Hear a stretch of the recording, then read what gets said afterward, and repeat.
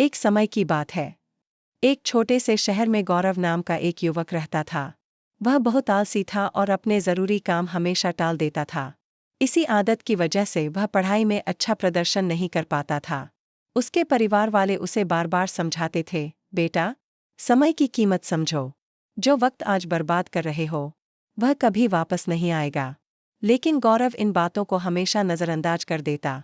वह सोचता, अभी तो बहुत समय है, बाद में कर लूँगा। पढ़ाई के लिए जब वह शहर गया, तब भी उसकी आदत नहीं बदली। पूरा दिन दोस्तों के साथ घूमना, मोबाइल पर रील्स देखना और समय बर्बाद करना उसकी दिनचर्या बन चुकी थी। एक दिन अचानक उसे महसूस हुआ कि उसकी जिंदगी गलत दिशा में जा रही है।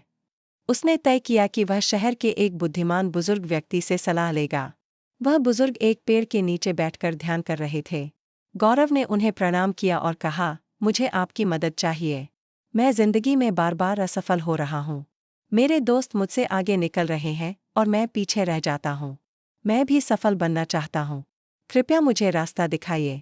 बुजुर्ग मुस्कुराए और बोले, बेटा, तुम्हारी सबसे बड़ी समस्या यह है कि तुम अपने कामों को टालते रहते हो और समय की कदर नहीं करते। मैं तुम्हें एक कहानी सुनाता हूँ। उन्होंने कहना शुरू किया, एक राज्य में एक दयालु राजा रहता था, जो अपनी प्रजा से बहुत प्रेम करता था।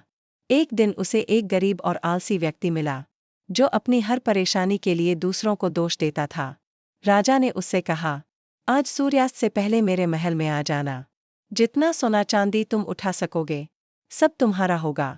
यह सुनकर वह आदमी बहुत खुश हुआ। वह घर पहुंचा और अपनी पत्नी को सारी बात बताई। पत्नी ने कहा, जल्दी जाइए और खजाना ले आइए, लेकिन वह बोला, पहले आराम से खाना खा लेता हूँ। खाना खाने के बाद उसे नींद आने लगी। उसने सोचा, थोड़ी देर सो लेता हूँ, फिर चला जाऊंगा। लेकिन वह 2 घंटे तक सोता रहा। जब उसकी आँख खुली तो वह जल्दी जल्दी महल की ओर निकला।